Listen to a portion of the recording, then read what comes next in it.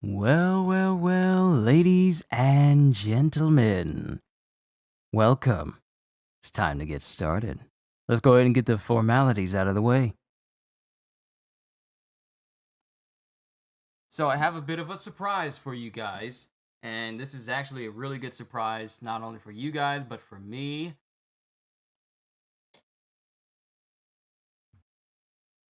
As you notice, I usually have my mic just right up here in front of me. But now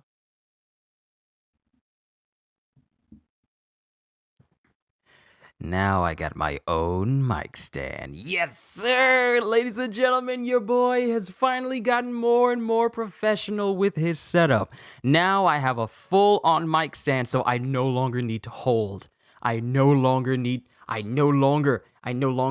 to hold my mic anymore when I'm speaking to you guys. This is a brand new stand that I just got my hands on. That's the surprise I was telling you guys and I was looking out for when I was doing my Elden Ring stream. So now I can bring you the absolute best of my voice, 100%,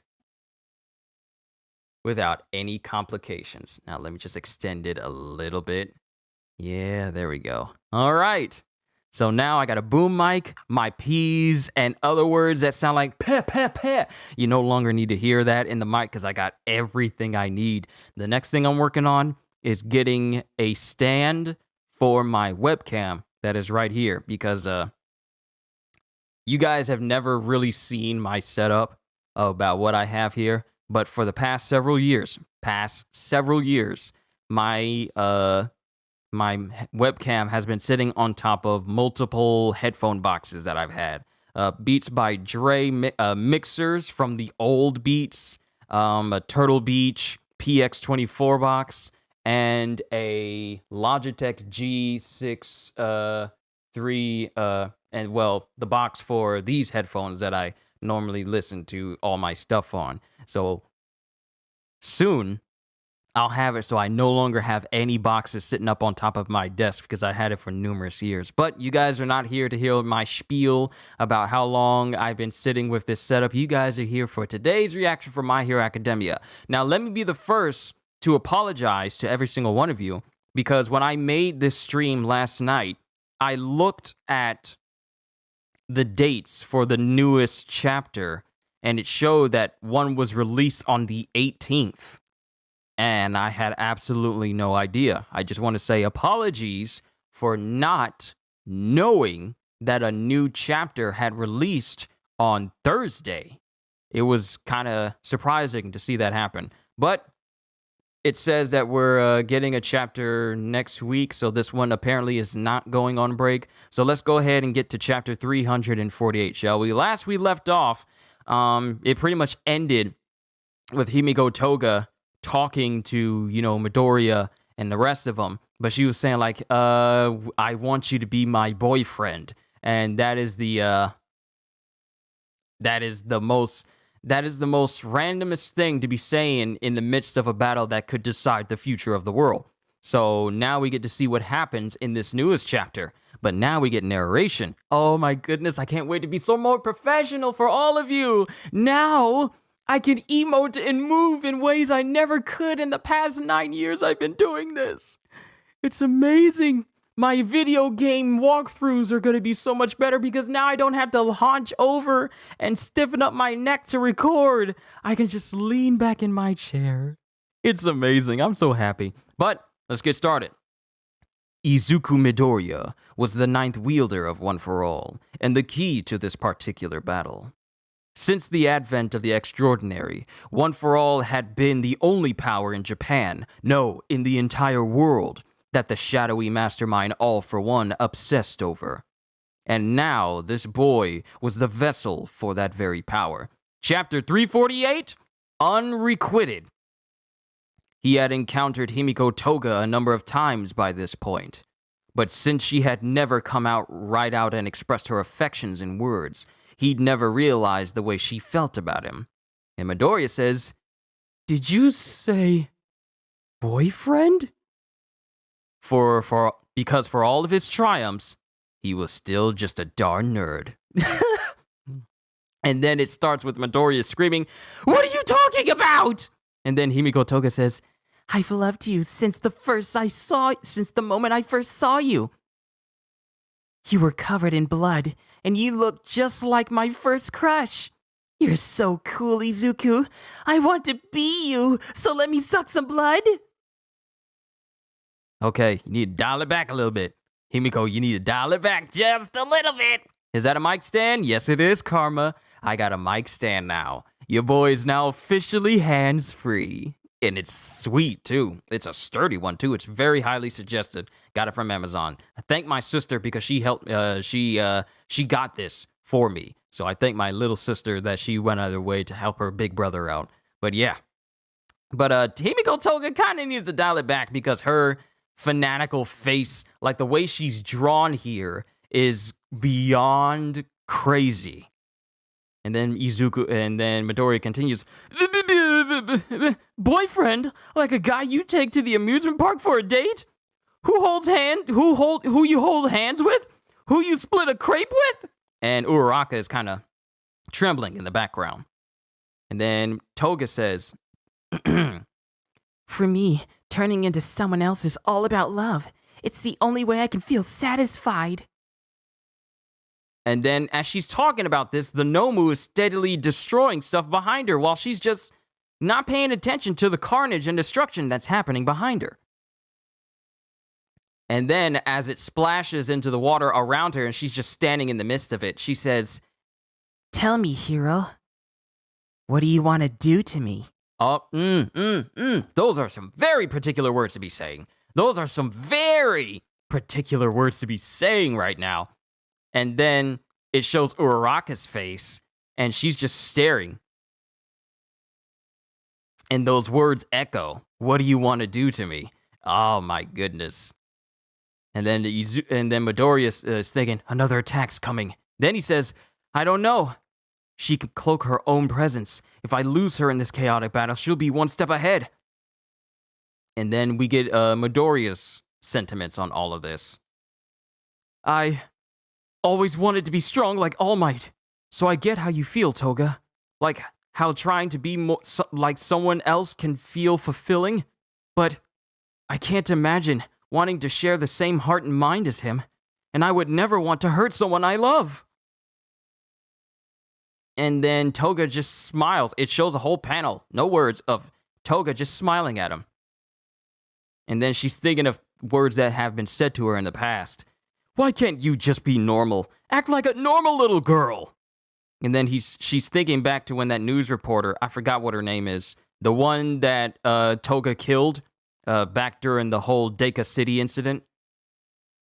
"How sad if you're going to live as," and then how sad. And then it cuts to Uraraka with her saying, "If you're going to live as you please, then you also have to live with the consequences."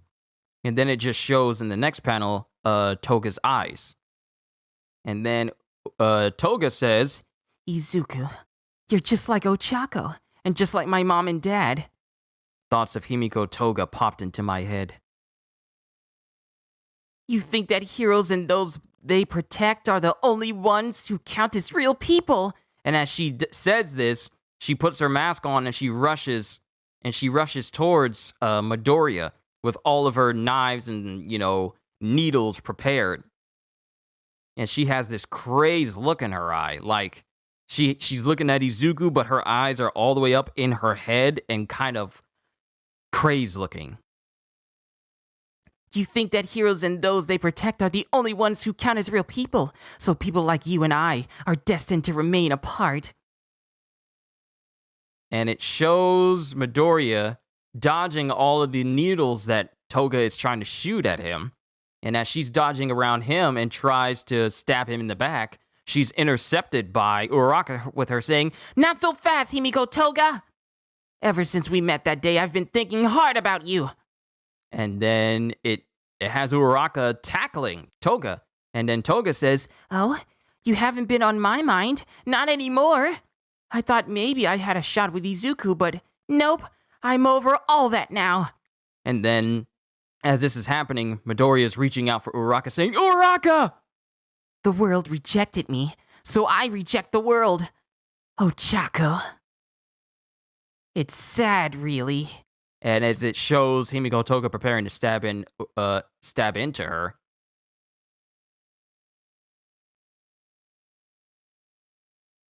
she says, I was so sure you'd understand me.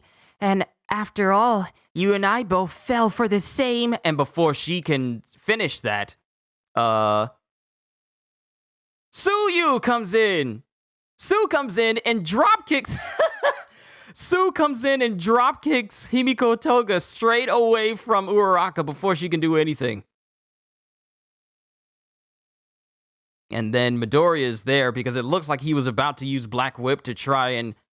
Oh, he also used Black Whip to try and grab Himiko Toga while Froppy dropkicked her, with her saying, Asui, Suyu, Froppy! Sorry it took me so long. Are you hurt? Says Midoriya to Uraraka, and she says, Nah, just a scratch. Better get that knife.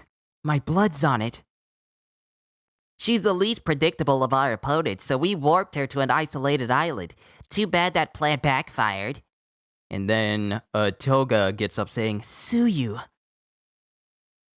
Get going, Deku. Chatting about romance here is the last thing you need to be doing.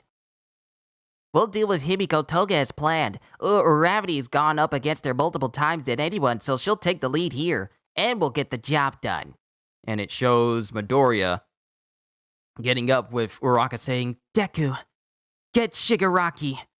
And then we have a thought, and then we have the recollection of the words that both Midoriya and Uraraka were talking about when they were alone, saying, I guess both of us are kind of weird. And then she looks and smiles at Midoriya saying, good luck. And then Himiko Toga gets up, and then she says, it's so hard to live being me, even though I'm full of all of this love. And as she gets up, my God, this woman is crazy. And then Uraraka just says, go, now! And then Midoriya, channeling full Cowling, just dashes away from the entire area. And that's the end of the chapter. This was a pretty tame chapter compared to the recent ones that we've had.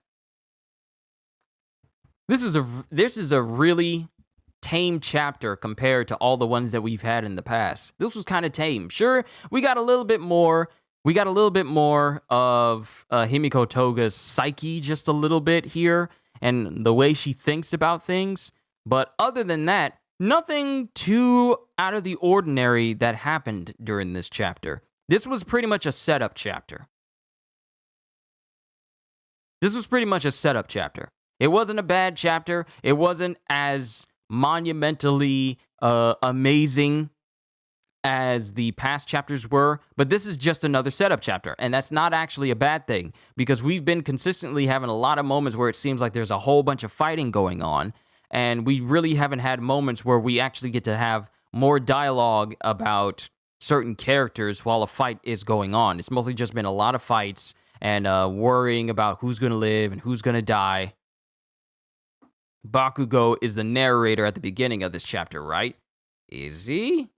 You know what? That actually makes sense, because only at the beginning, only Bakugo is the one that still calls Midoriya a darn nerd. Now, the word darn is replaced with something else because, I don't use profanity, but this does seem like at the beginning here,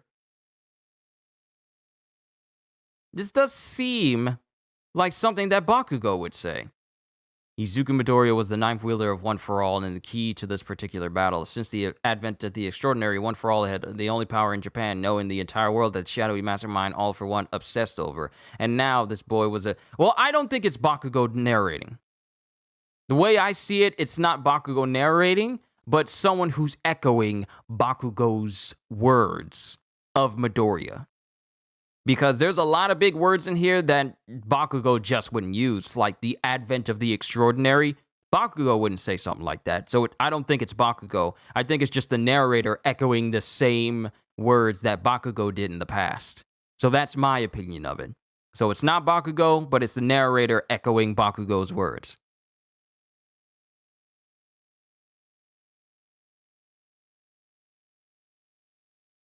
But that's just how I see it. But like I said, this whole chapter just felt like a setup chapter, because it was pretty, like I said, pretty tame compared to everything that we've seen thus far.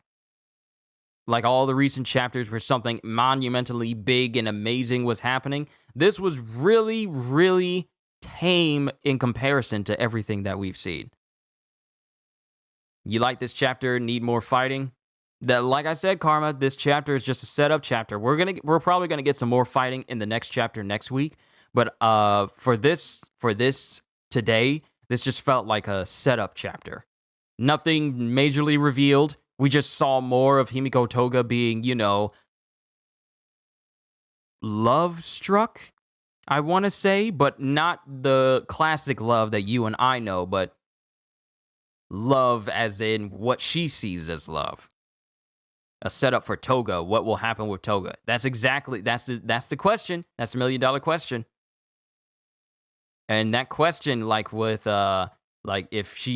if Midoriya wants to be her boyfriend, that threw him for a loop. In the middle of a fight, he's saying like, a boyfriend to go on a date with, to an amusement park, to hold hands, split a crepe. Like, he's going through all these notions, because I wouldn't be surprised if he thought about doing this sort of thing himself with a certain individual, but they've never actually acknowledged each other's feelings to one another. But here's the thing, Himiko Toga knows of a certain individual's affections for Midoriya. Because before she could finish this same sentence where she says, like, after all, we have something in common because you and I fell for the same. And before she can even finish that, Froppy comes in and drop kicks her. So Himiko Toga, even though she is insane, I was about to say slightly, but you're not slightly insane when you want to ingest the blood of people and really want to become them.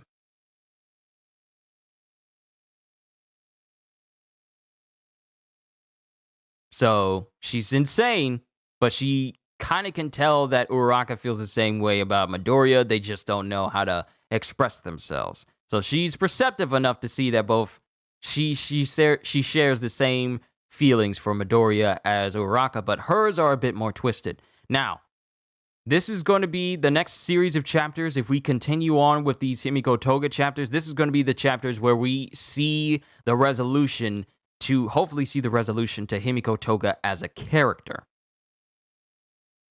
That's just how I feel. We're just going to see where we end up with her and how her character as a whole reaches its conclusion. Because at some point or another, someone's going to have to get through to Himiko Toga. Literally everyone except the main character can see when someone likes them. Ain't that a mess? Ain't it crazy? And it really brings it home just how oblivious we as guys can be when a girl is into us. Because we can pick up. It's strange how we can pick out anything that's guy related. But when it comes to girls trying to get our attention, sometimes we are so obviously oblivious that some of our friends had to tell us, like, yeah, that girl like you, man. And it's like, what? No. But we're so dumb and stupid that we really cannot just pick up on cues, social cues. So it's like that way in the anime where you see a main character and a girl obviously likes him, but they just pass it off as, oh, she's being friendly.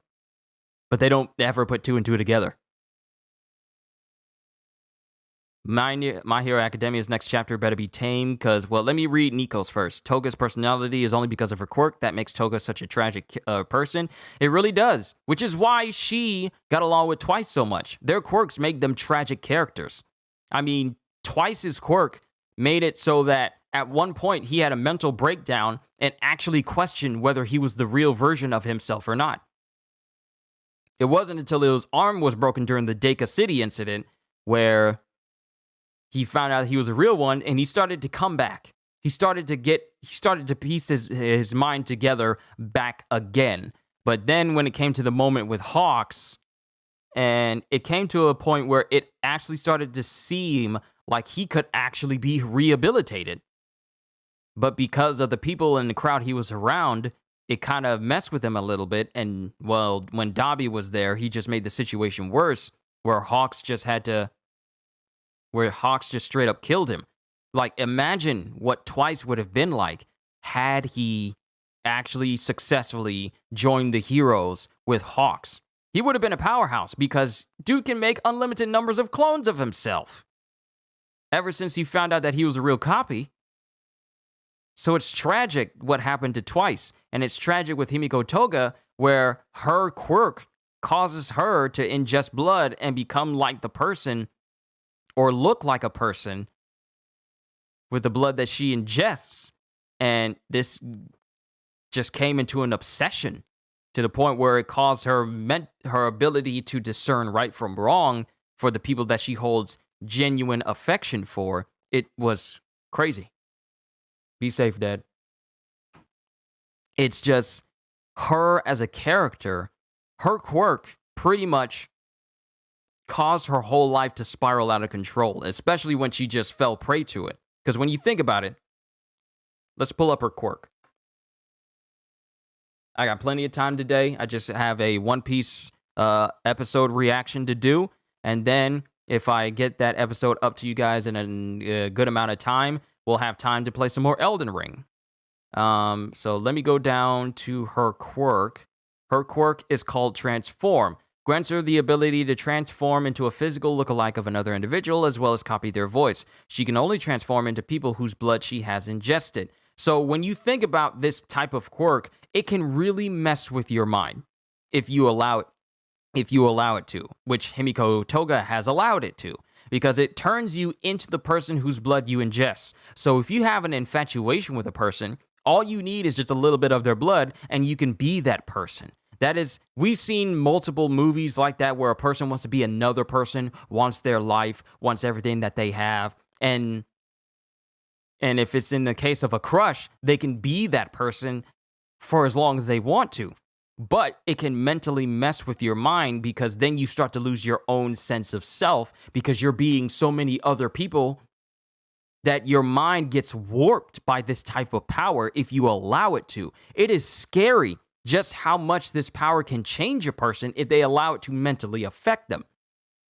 So if we go to her quirk, only transform into people whose blood she has ingested. The more blood she drinks, the longer she has access to that person's form, which is, for example, 1 cup of blood lets her transform for a total of 18 hours, which means that for all the people that she really has a genuine affection for, she could just drain a person dry just to be that person.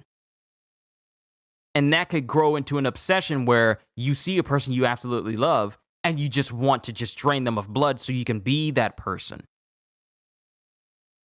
It's not even a matter of she wants to be with that person just to be with them. She wants to be them. That's what her affection is just like. That's what her affection is. She sees that her love as being someone the person that she loves is a person she wants to also be. So in the process of that, she could wind up just killing people just to be them. Who knows how many people she's killed to be them all the time? Because 1 cup of blood lets her be transformed as a person for 18 hours. Imagine how many people she's drained completely of blood just to be those person that she said that she loved all these years. That type of obsession can mentally affect you. And then when you have people who are on the outside looking in, not knowing what's going on up here in your mind, they could literally have you think like you're an abnormality, you're not normal. And that can just warp your mind even more, leading us to the Himiko Toga that we know, where she doesn't care for people who think that she's not normal or anything like that. She only cares for the people that she loves and acknowledges her, and the people that she loves end up being the people that she always goes out of her way to drain the blood of.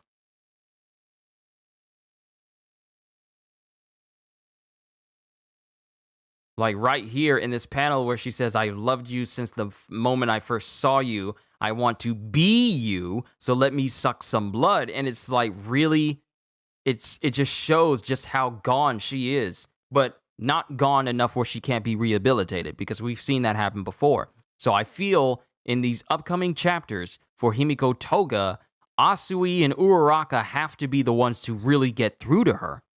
Because after all of all the people that Himiko Toga has interacted with, Uraraka and Asui have interacted with her the most when it comes to the students of Class 1A. they're the ones who interacted with her the most. Sure, Midoriya's been around, but Uraraka and Asui are the only ones that have interacted with her the most and talked to her the absolute most. So it has to be those two that can get through to her.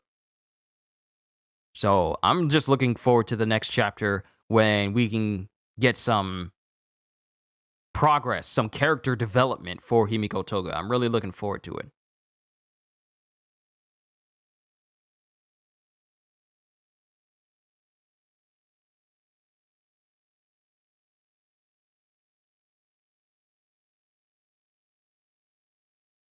But that's all I got to say about this chapter. But Karma also said down here at the bottom, and I'd be remiss if I don't mention it, MHA's next chapter better be tame too, because One Piece is going to take all the spotlight. Karma, after the last chapter of One Piece, I cannot wait for the next one. It is next week. Oh my goodness, I can't wait. But we're just going to have to wait and see. I'm staying off of Twitter to avoid any spoilers. I'm going dark on all social media to make sure I don't see anything I'm not supposed to. So that way you guys can get the best possible reaction for One Piece as a whole. So I gave you my thoughts on this chapter. Pretty good chapter. It's a setup chapter. Hopefully we get chapters dedicated to Himiko Toga's character arc. Because then after that's done, we get to focus on Toya. Because we still got that. We still got Toya. We still got, we have Himiko Toga. We have Toya versus Shoto. Then we have Shigaraki, who's, still trying to, fight the heroes in the floating fortress of UA. And then we have All For One, who's fighting the rest of the other heroes as well. I wonder where Spinner is. We really haven't seen Spinner in a hot minute. So there's just a couple of loose ends we need to tie up before this big final battle is over with. But we're just going to have to wait and see where the story goes from here. All I can say is, and I hope you guys have been able to hear my voice a lot better thanks to this new mic stand, and I have it set up here. I want to make sure that I'm at the right angle to be speaking to you all. So, yeah, this is going to be how I'm doing my recordings and all my reactions from now on with this big old mic. So, yeah. Really hope you all enjoyed because your boy's getting even more professional. All I can say is thank you everyone for helping this channel reach the heights that it has. It means the absolute world to me. You guys mean the absolute world to me, and you're making my dreams of being able to pursue this full time and leave my current job where I'm at right now. You're bringing that ever closer, and I can only say thank you.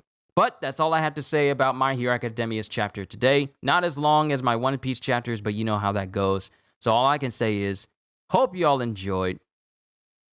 The audio was actually very bad throughout the stream. Oh no! Whatever shall I do? But hope you all enjoyed. Can't wait to see you all in my next video. And if you're new to the channel and you enjoyed what you saw here today, then consider subscribing or even consider becoming a member because I am always looking forward to entertaining you. So have a fantastic day. And once again, as always,